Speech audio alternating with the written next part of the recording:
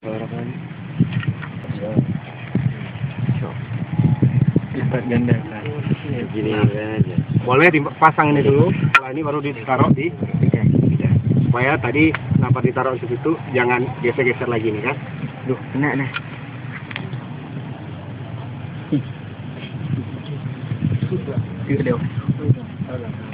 Ini kan, oke. Ini kan di lukanya kan di sini. Maka kita harus mengikat ujung-ujung dulu. Ya, ujung-ujung dulu. Kita ikat ujung sama juga. Rumah sakit. Ya. Sama juga ini dimasukkan satu dari kanan, satu dari kiri. Nah, yang ini ikatannya di kayu ya. Papan lidah itu lagi. Ini biasanya kerapian ini dinilai kalau di dalam pelatihan. Baru ujung ini. Jalan sendiri ya.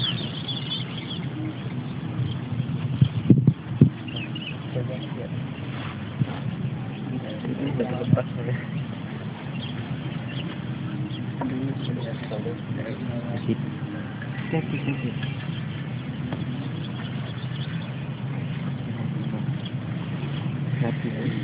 Keren. Taruhan aja.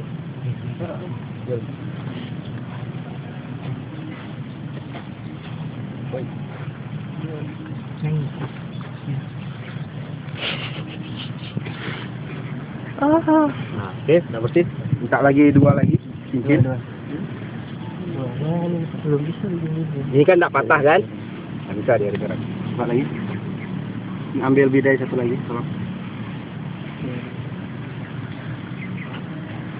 Terus sih udah sih.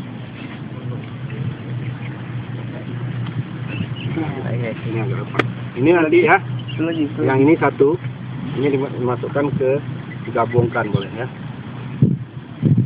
Ini satu kali.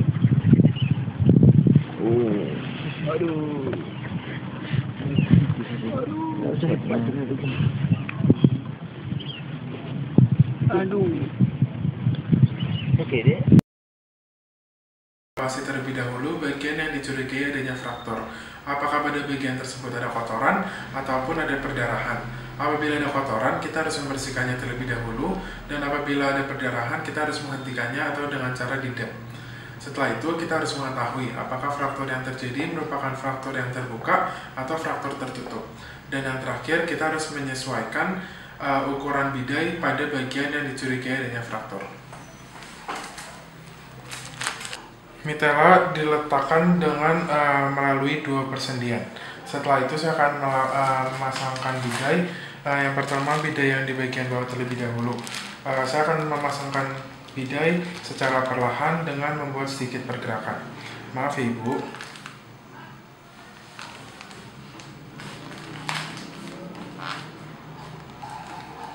Setelah itu saya akan memasangkan bidai pada lengan bagian atas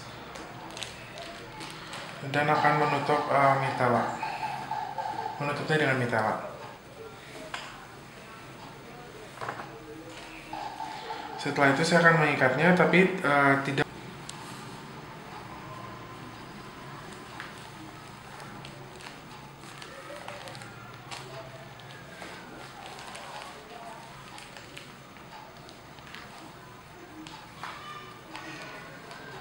Dan apakah keikatannya kepanjangan? Tidak. Ya. Setelah pembidaian selesai, untuk meminimalisir pergerakan, kita bisa memfiksasinya ke arah dada seperti ini.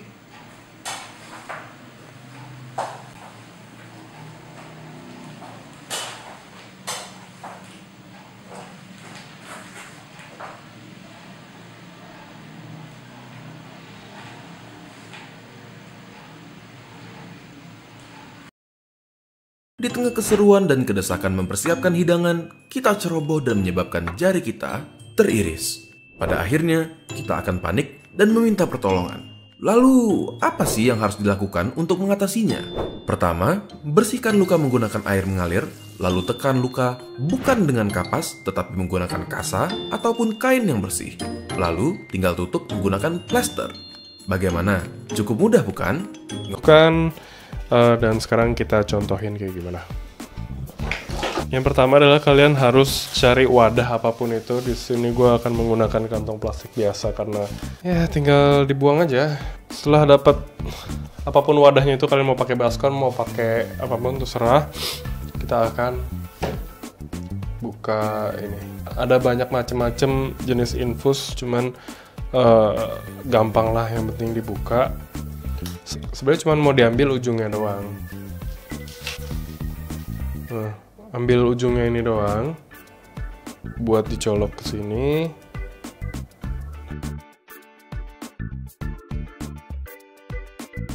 Oke, setelah gue ini akan gue cuci luka gue gitu.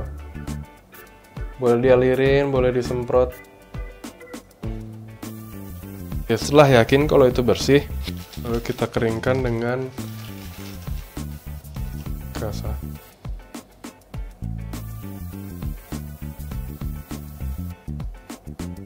Setelah dikeringkan, gue biasanya akan mengoleskan salep ini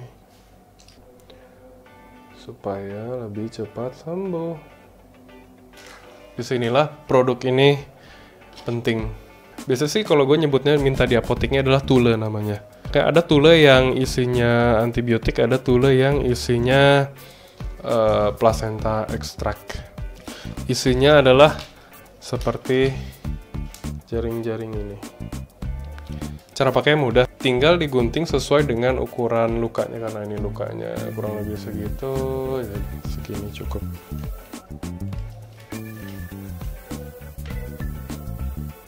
Ditaruh di atas luka. Ada plastiknya, singkirin dulu plastiknya.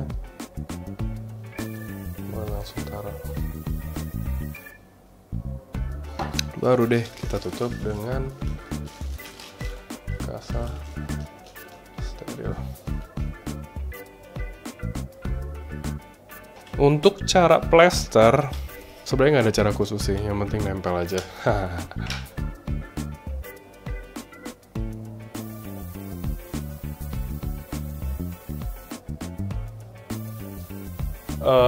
Untuk kerapatannya sebenarnya nggak perlu rapat-rapat amat sih, yang penting kan dia tertutup dari debu dan kotoran-kotoran aja. Karena ini setiap hari sih sebaiknya diganti. Beginilah cara membersihkan luka.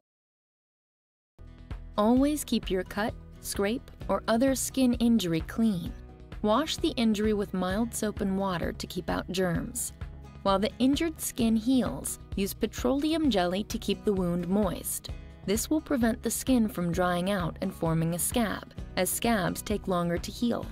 It will also help prevent a scar from getting too large, deep, or itchy. As long as the wound is cleaned daily, it is not necessary to use antibacterial ointments. After cleaning the wound and applying petroleum jelly or a similar ointment, cover the skin with an adhesive bandage. For large scrapes, sores, burns, or persistent redness, it may be helpful to use hydrogel or silicone gel sheets. Change your bandage daily to keep the wound clean while it heals. If you have skin that is sensitive to adhesives, try a non-adhesive gauze pad with paper tape. If silicone gel or hydrogel sheets are used, follow the instructions on the pack.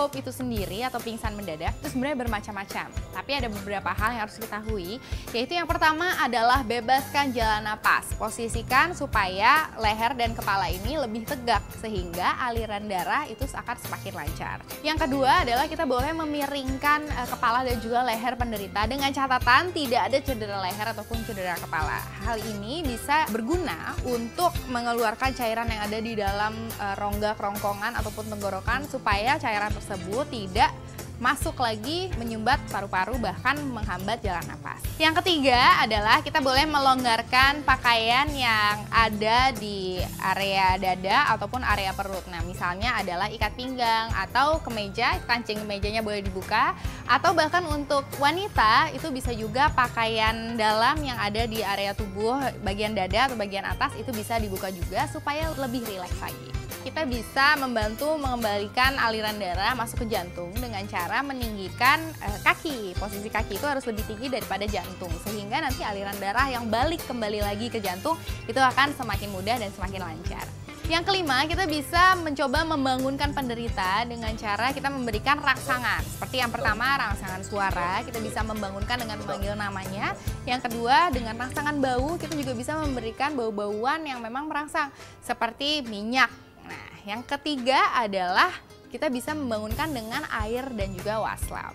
Apabila penderita sudah setengah sadar ataupun hingga sudah sadar pulih kembali, kita bisa membangunkan, merubah posisinya dari berbaring menjadi duduk. Tapi jangan langsung berdiri. Kenapa? Karena tentunya ada yang disebut hipotensi ortostatik atau tekanan darah yang turun tiba-tiba apabila dengan posisi yang tiba-tiba duduk menjadi berdiri langsung.